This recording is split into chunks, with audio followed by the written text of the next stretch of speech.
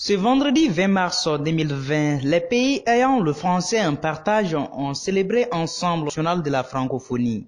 Cette organisation a été créée par 7 États africains afin de fortifier le lien entre les aires francophones. L'Agence universelle de la francophonie, c'est une association d'universités, d'instituts de recherche de par le monde ayant en partage le français.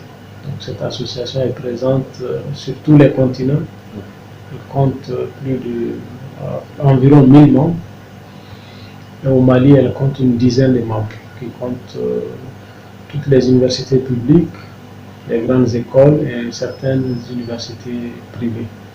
Moi, je pense que le français, c'est plutôt une richesse, c'est un plus, et non, on ne peut pas le regarder comme un adversaire des autres langues. C'est un héritage que nous avons aujourd'hui. Il nous appartient à nous de pouvoir concilier le français avec les autres langues. Quoi qu'on le dise, quoi qu'on dise, le français fait partie de notre histoire. La francophonie est une organisation.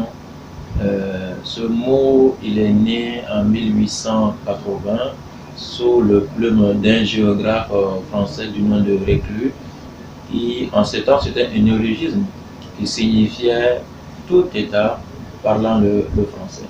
Mais au fur et à mesure que la langue a avancé, donc le mot a changé de signification. Et aujourd'hui, c'est non seulement une structure qui s'occupe de langue, mais c'est également une organisation internationale avec une visée politique.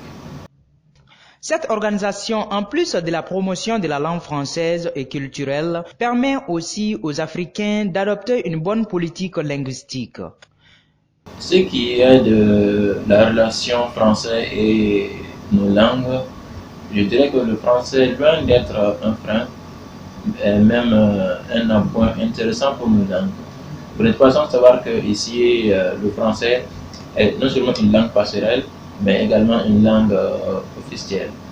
À ce titre, le bilinguisme est ce qui peut permettre à nos langues de mieux fonctionner, puisque nos langues, on a 13 langues ici au Mali qui sont instrumentées.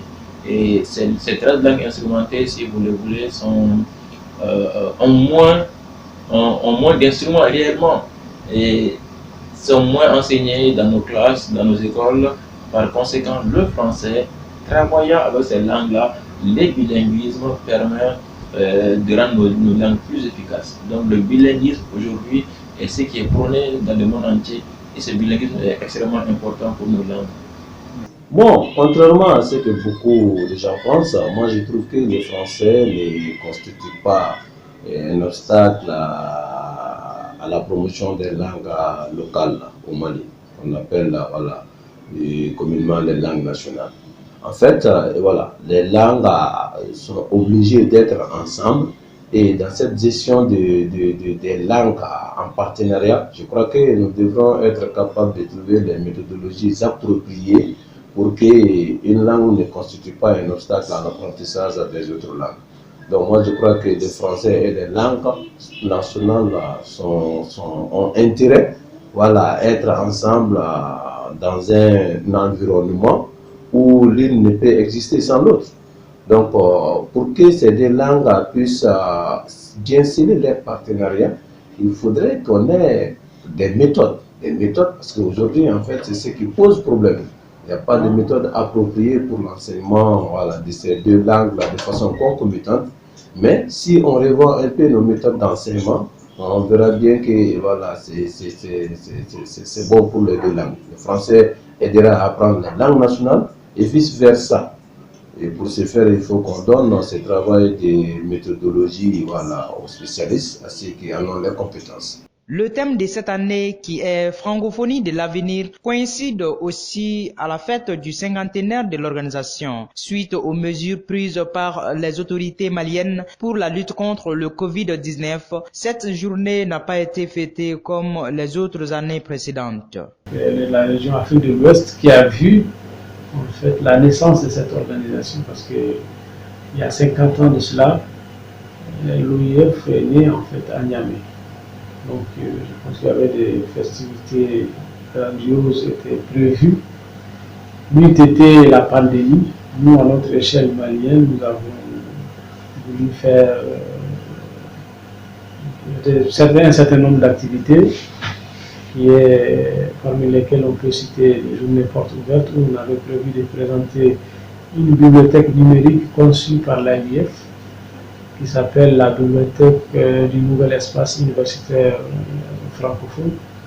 Donc à cette occasion, on allait apprendre aux gens, surtout ceux qui bibliothécaires, aux étudiants, aux enseignants, l'existence de cet outil et comment faire pour l'utiliser, pour déposer, pour exploiter les ressources qui sont là-bas de façon libre. Il y a des millions de ressources sur cette BNF-là.